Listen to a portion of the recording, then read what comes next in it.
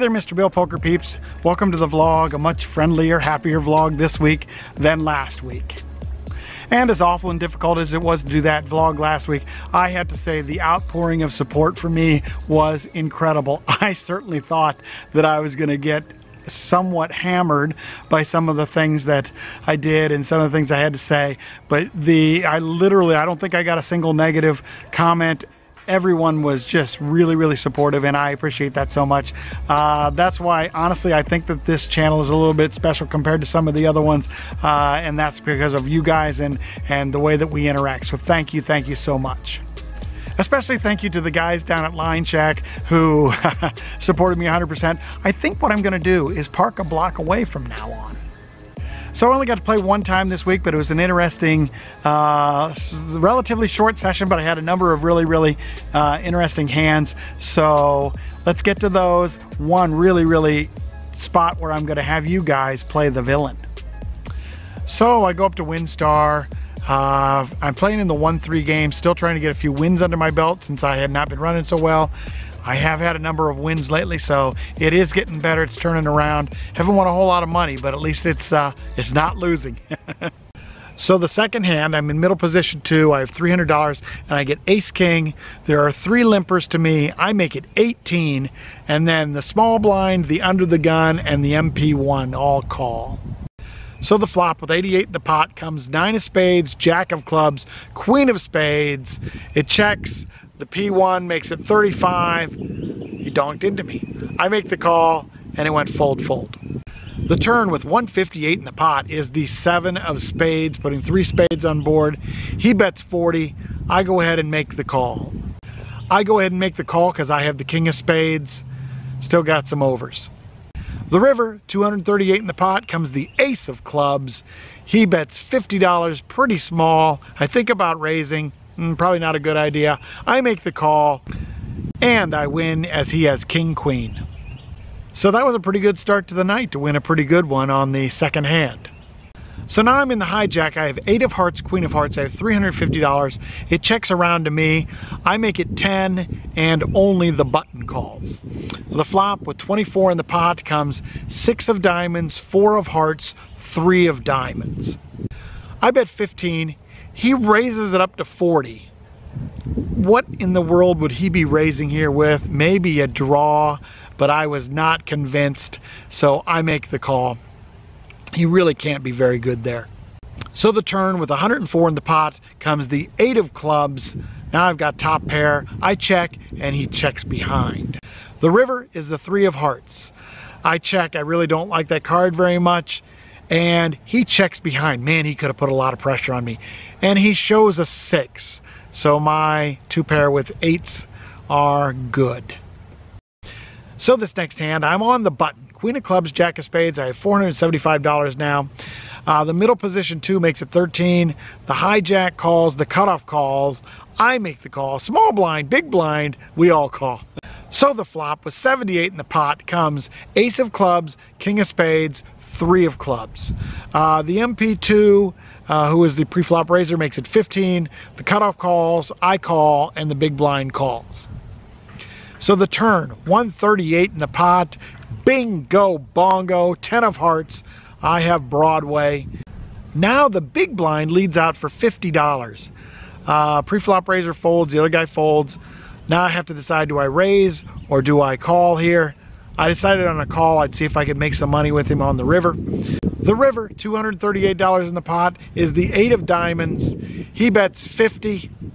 I raise it up to 185. He tanks for quite some time and folds. So most of the night things were going very well. I was up to $500. I was in the big blind with queen of spades, 7 of spades. The P1, who was the big stack at the table, made it 13. Everybody else folded. It came to me. I should fold. It's a bad hand. I'm out of position, but I'm running good. I'm a little cocky, so I make the call. The flop with 27 in the pot comes king of clubs, 8 of spades, 7 of clubs. I check. He bets 25. I should fold, right? I have 1 pair. I think I'll peel one off here, and I make the call. The turn, 53 in the pot, comes the 10 of spades. I check, he bets 50, and I make the call.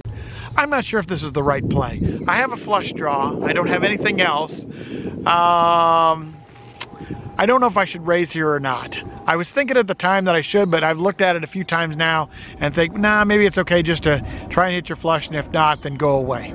The river is the 2 of clubs, a fantastic scare card. So again, debating, man, he's the big stack. He's the only guy at the table who has caused any kind of problems. Everybody else is pretty easy. I check. He bets 135 and I fold. I don't know if I like anything about this hand that I played. I probably should have folded pre-flop and then not so sure I played it well. So this is about the only hand I played that was really not very good. Okay, on this next hand, I'm going to let you guys be the villain. And I'm not going to tell you what I had. You guys figure out what you think I have. You guys figure out what you would do on this hand. All right, you're in the +1 with 9, 10 of diamonds. You have $390. For some reason, you decide to limp in. I make it 15, the small blind calls, and you make the call. So the flop with 48 in the pot comes 9 of spades, 8 of clubs, 2 of spades. It goes check, check to me. I make it 20. Small blind folds, and you make the call. Now, based on the pre-flop action and the flop, you should have some idea of a range for me. Think about it. What range do you put me on? Probably kind of wide right now, but it's going to get narrower as the streets go further and further. So the turn with 88 in the pot comes the 7 of hearts. You check to me, I make it 80, and you call with your top pair and open ender. The river has 248 in the pot, and it comes another 7, the 7 of clubs. You check to me, I shove all in for your effective stack of 275. What do you do, and what do you put me on? I'm going to put a number of hands up here that are potential hands. So pause the video, think about this logically, and take my poll and let me know what you think I had. So actually, I think this is a pretty tough one. Most of the hands here I've given you actually could be in a range when a board is wet like this. So this is actually a pretty tough one to figure out if you ask me. I think that the size of the turn bet though gives a little hint as to what I might have. Am I gonna bet that much when I have the nut straight? Probably not. So the 10 jack is probably out. I have a lot of value if I have ace 9, but I can't really stand raises too much. So I'm thinking ace 9, I wouldn't bet that much either. And am I really raising to 15 with ace of spades, 9 of clubs pre-flop? Not very often. King, king. Now, if I really believe the other guy is a station and he's going to hang on with one pair, then I might bet this big. If I have the nut flush draw, and I think that because he called on the flop that he's got me beat, I might bet this big. If I have pocket sixes and I turn to open-ended, but know I'm behind, I might bet this way. So on the river, when the 7 pairs, the villain says something like, I knew exactly where you were at, and folds. I said something like, I think I might have gotten lucky on the river against your 2 pair. So what I was trying to represent in this hand was pocket kings. I would have probably done exactly the same thing.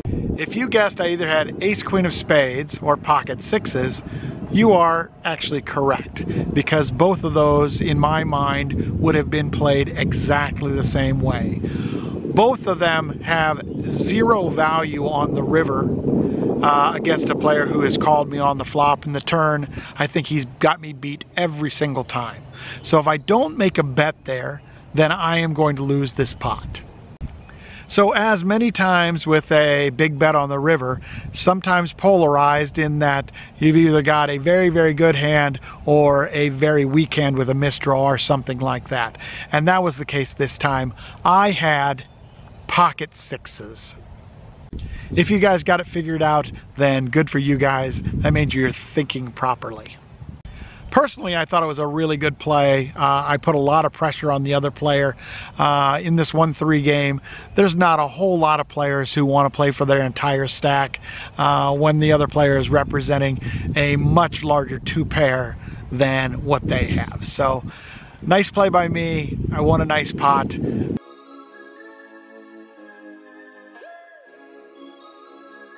What if, in all honesty, I told you I had one of 3 hands? Pocket kings, pocket sixes, or ace queen of spades? Would you call then? Your answer should be a resounding yes, I will call if you're being honest and I know you have exactly those hands.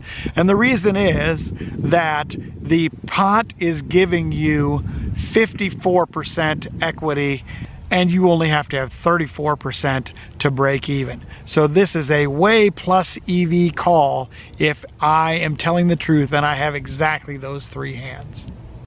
And this really is the kind of simple math that we should be doing when we're trying to figure out whether we should be making calls or folds or whatever. Unless you have an absolute stone cold read, you know the player and you know exactly they won't do it with this or that. Unless you have an absolute read, go by the numbers and do what the numbers say. So I told you guys that I might have a sponsorship opportunity, and so Raise Your Edge training has given myself and my son some free training for us to check out, and I have to say I've started looking at it and it is really, really good. It's already made me change a few things about how I play. I'm taking the cash training right now. I'm hoping to take the tournament training before the World Series of Poker. I'm not quite ready to endorse these guys yet, but like I said, so far so good. I'm pretty excited about what they've got going on and what I've learned so far.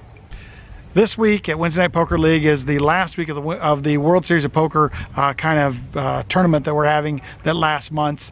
I'm already guaranteed a spot if we're winning at least a $1,000 entry. I can win a $1,500 entry.